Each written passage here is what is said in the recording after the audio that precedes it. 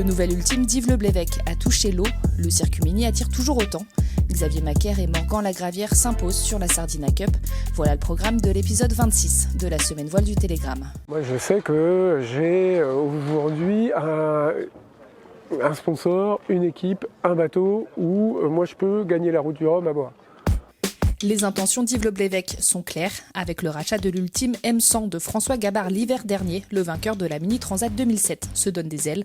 Pour autant, le skipper d'Actual 3, qui jusque-là était à la barre d'un multicoque archimédien, ne part pas de zéro quant à la maîtrise de son nouveau bateau. La différence entre le volant et l'archimédien, c'est pas dans le domaine physique à proprement dit, c'est des bateaux qui sont très durs. Moi, ce que je vois, c'est que ce bateau-là, il est physiquement moins dur que le bateau précédent que j'avais. Il est plus léger, il est globalement plus facile. Alors, je mets des guillemets à facile.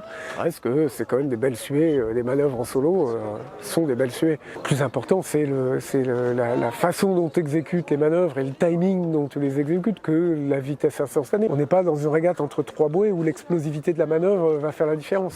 À 55 ans, Yves Le Blévec a enfin un ultime qui lui permet de jouer la gagne.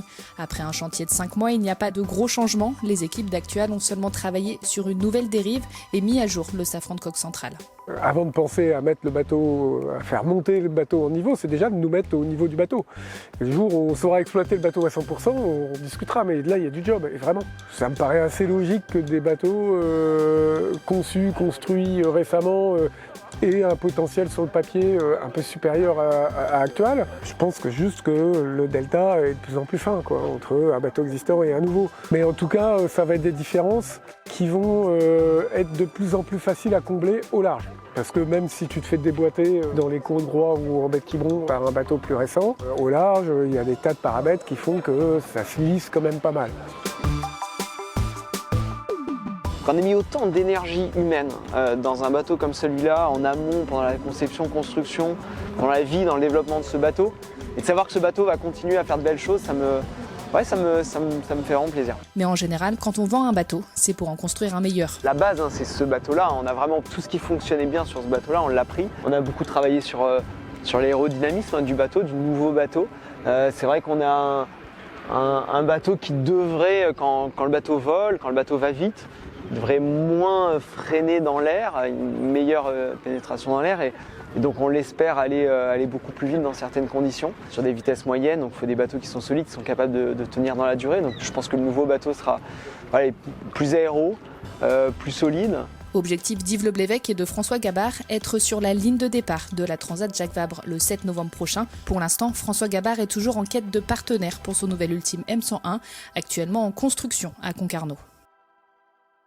Après avoir remporté la première étape de la Sardina Cup, le duo Xavier Macaire, Morgan Lagravière s'est une nouvelle fois imposé sur la deuxième manche.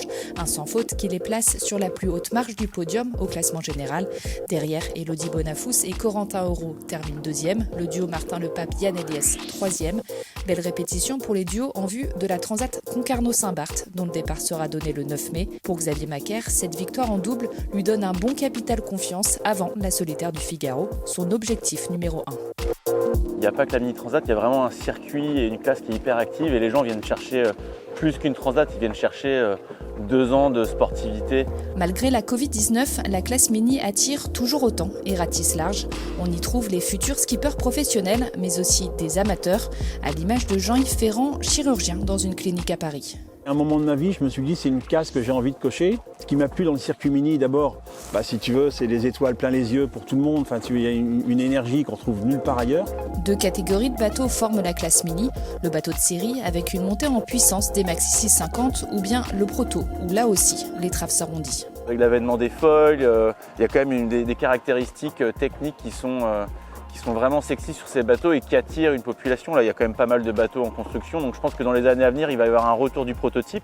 Il y a aussi une sécurisation du projet parce que pour se qualifier pour la Mini Transat, il y a un nombre de places garanties aux coureurs en proto qui fait qu'on n'a pas le stress de la liste d'attente. Donc je pense que c'est un argument supplémentaire. François Jambou, vainqueur de la Mini Transat 2019, et Jean-Yves Ferrand ont pris la 11e place sur la place Timo Lorient Mini cette semaine, première épreuve de la façade atlantique du circuit 650. La chance que j'ai de faire la course avec François, ça va être de voir naviguer des gens, si tu veux, qui sont au top niveau, forcément apprendre des choses, forcément de perfectionner, t'emmagasines de la connaissance, si tu veux. Samedi matin, un des derniers nés des protos, le 1019, mené par Pierre Leroy et Cédric Faron, s'est imposé après 37 heures de course.